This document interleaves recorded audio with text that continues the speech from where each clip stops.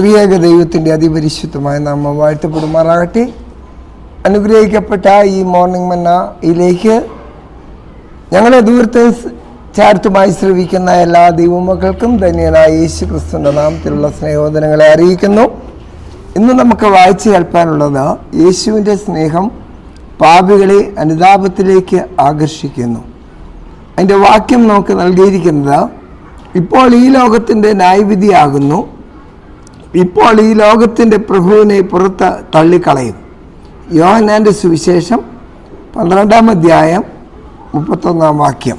നമുക്കറിയാം, 1844 ഒക്ടോബർ മാസം 22-ാം തീയതി വിശുദ്ധ മന്ദിരം യഥാസ്ഥാനപ്പെട്ടുവെന്നും അന്ന് സർവശക്തനായ ദൈവം സ്വർഗത്തിൽ, അതായത് പരിശോധനാനായ വിധി ആരംഭിച്ചെന്നും സ്റ്റിൽ ഇന്ന് വരെ അത് നിറവേറിക്കൊണ്ടിരിക്കുന്നുവെന്നുള്ള വസ്തുത നമുക്കറിയുവാൻ തക്കോണം സാധിക്കും.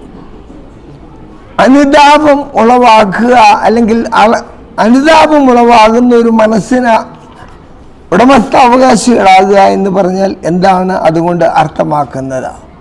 നമുക്കറിയാം, വിശുദ്ധ തിരുവചനം, നമ്മൾ തിരുവേദലിഖിതങ്ങളൊക്കെ വളരെ കാര്യമായി പരിശോധിക്കുമ്പോൾ അവിടെ കാണാം, നിങ്ങൾ പോയി മാനസാന്തരത്തിന് യോഗ്യമായ ഫലം കായ്ക്കാൻ ദൈവത്തിൻ്റെ വചനം പറയുന്നു. അപ്പോൾ അനുതാപം ഉള്ള ഒരു ഹൃദയത്തിന് അംശമായി തീരണമെങ്കിൽ അതിന് നാം ചെയ്യേണ്ടതായ ഒത്തിരി സവിശേഷതകളുണ്ട്. നാം നിറപടിയായി ചെയ്തെടുക്കേണ്ടിയ പല കാര്യങ്ങളും അത് നിറപടിയായി നിവൃത്തീകരിക്കപ്പെടുന്നില്ല എങ്കിൽ നമ്മിൽ ആരിലും അനുതാപത്തിൻ്റെ അനുഭവം ഉണ്ടാകുകയില്ല. ഒരു വ്യക്തി എന്ന നിലയിൽ ദൈവസഭയോടുള്ള ബന്ധത്തിൽ നമ്മിൽ അനുതാപം ഉണ്ടാകേണ്ടത് ഏറ്റവും അത്യന്താപേക്ഷിതമാണെന്ന് നമുക്ക് മനസ്സിലാക്കുവാൻ കഴിയും. ചില നാളുകൾ മുൻപ് ഒരു പുസ്തകത്തിൽ ഞാൻ വായിച്ചപ്പോൾ അതിലെഴുതിയിരിക്കുന്നത് കൺഫെഷൻ ആൻഡ് റിപ്പൻറ്റൻസ്, അതായത് അനുതാപവും പശ്ചാത്താപവും അത്യന്താപേക്ഷിതമായിട്ടുള്ള ഒരു കാര്യം തന്നെയാണ്. ക്രിസ്തീയ ദൈവസഭയുടെ ആരോഗ്യകരമായ വളർച്ചയ്ക്ക് നിദാനമായിട്ടുള്ളത് ഈ അനുതാപവും പശ്ചാത്താപവുമാണെന്ന് നമുക്ക് ശരിയായ നിലയിൽ വേദശകലങ്ങളെ പഠിക്കുമ്പോൾ കാണുവാൻ തക്കവണ്ണം സാധിക്കും. ഈ അനുതാപവും പശ്ചാത്താപവും വളർത്തിയെടുക്കണമെങ്കിൽ ആത്മീയതയെക്കുറിച്ചുള്ളതായ ഒരു ദർശനം നമ്മുടെ ജീവിതത്തിൽ ഉണ്ടാകേണ്ടത് ഏറ്റവും അത്യന്താപേക്ഷിതമാണ്.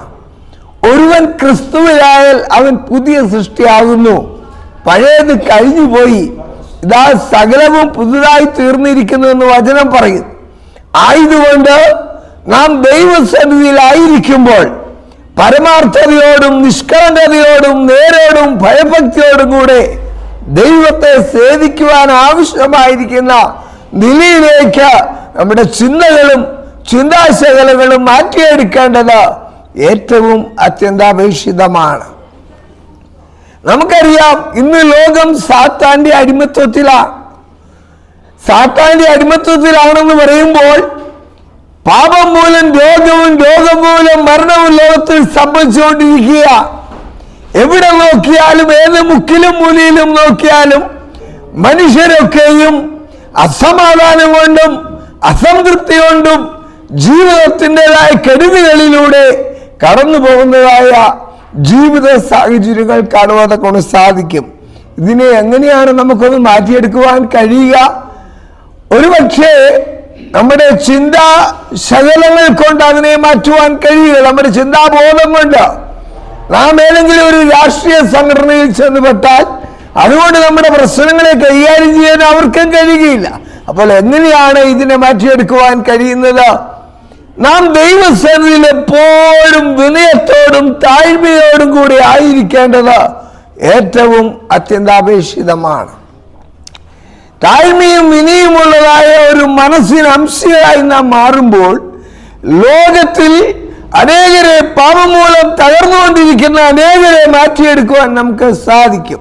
നമുക്കറിയാം, നാം സഞ്ചരിക്കുന്ന വഴിയോരങ്ങളിലൊക്കെ നോക്കുമ്പോൾ ഓരോ കവലകളിലും ചെന്നെത്തുമ്പോൾ നമുക്ക് കാണുവാൻ കഴിയുന്നത്, സന്ധ്യയായി കഴിഞ്ഞാൽ ഏതാനും ഒരുപറ്റം ആൾക്കാര് മദ്യപിച്ച് മതോന്നതന്മാരായി ആ കവലകളിലൊക്കെ ഇങ്ങനെ ആറാടി നടക്കുന്നത് നമ്മൾ കാണാറുണ്ട്.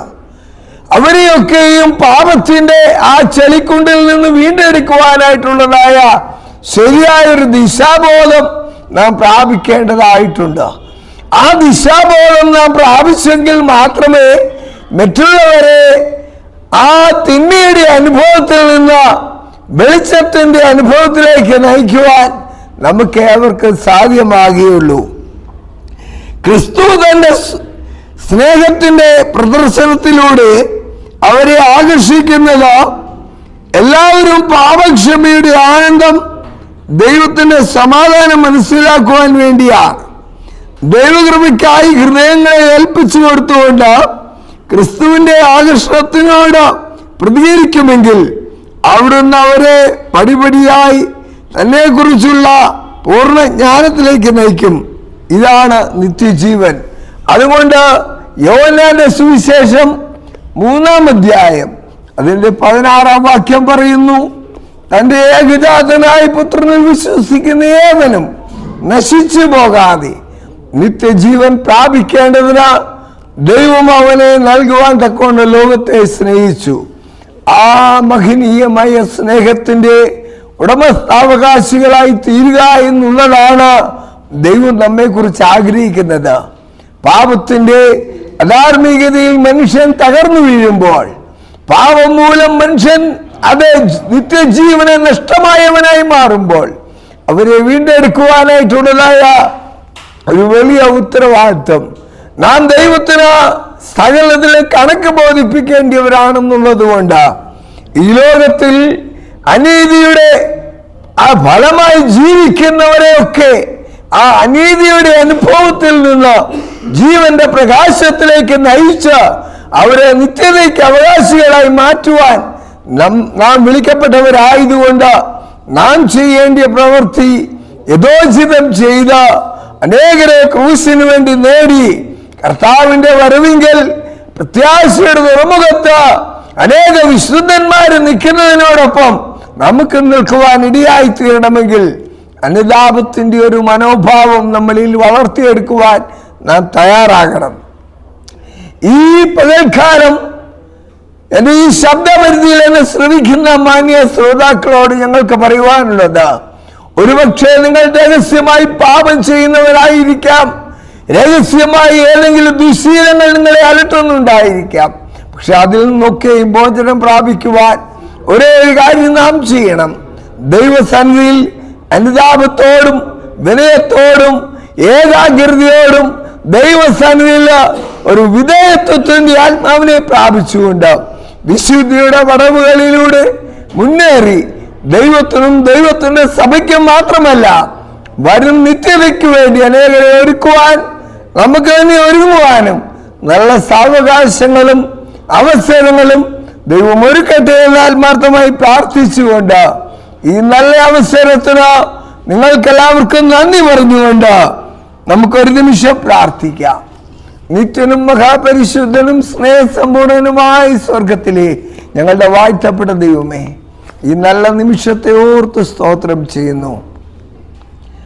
അനുഗ്രഹിക്കപ്പെട്ട ഈ ശുശ്രൂഷയും ഞങ്ങളോടുകൂടെ ദൂരത്തും ചാർത്തും ഞങ്ങളെ ശ്രവിച്ച പ്രിയപ്പെട്ടവർക്കായി സ്തോത്രം. ഈ ശബ്ദപരിധിയിൽ ഞങ്ങളെ ശ്രവിച്ച ആരെങ്കിലും പാപം മൂലം തകർന്നു വീണവരാണെങ്കിൽ അവരൊക്കെയും ദൈവത്തിന്റെ ദിവ്യമായ ശബ്ദം കേട്ട് ദൈവത്തിങ്കിലേക്ക് മടങ്ങി വരുവാൻ, ദൈവരാജ്യത്തിന്റെ അംശികളായി തീരുവാൻ അവിടുന്ന് സഹായിക്കണമേ. രോഗത്താൽ ഭാരപ്പെടുന്നവർ ഒരുപക്ഷെ ഞങ്ങളുടെ മധ്യത്തിൽ ഉണ്ടായിരിക്കാം, കടഭാരങ്ങളിൽ ബുദ്ധിമുട്ട് അനുഭവിക്കുന്നവരുണ്ടായിരിക്കാം, സമാധാനം നഷ്ടപ്പെട്ടവരുണ്ടായിരിക്കാം. അവർക്കൊക്കെയും വേണ്ടതായ ശാന്തിയും സമാധാനവും സന്തോഷമൊക്കെ അവിടുന്ന് നൽകി അവരെ മാനിക്കണമേ എന്ന് പ്രാർത്ഥിക്കുന്നു. സ്വർഗം ഞങ്ങളുടെ പ്രാർത്ഥന കേട്ടതുകൊണ്ട് സ്തോത്രം. യേശു ക്രിസ്തുവിന്റെ വലിയേറിയ നാമത്തിൽ ഏറ്റവും താഴ്മയേടുകൾ അപേക്ഷിക്കുമ്പോൾ കരുണയുള്ള ദൈവമേ, കൃപയുടെ യാചനകൾക്ക് മാറാകണമേ. ആമേൻ. ഈ ശബ്ദപരിധിയിൽ ഞങ്ങളെ ശ്രവിച്ച എല്ലാവർക്കും ഒരു നല്ല പ്രഭാതം കൂടെ നേർന്നുകൊണ്ട് ഞാൻ എൻ്റെ വാക്കുകൾ നിർത്തുന്നു. ദൈവം നമ്മെ അനുഗ്രഹിക്കുമാറാകട്ടെ. ആമേൻ.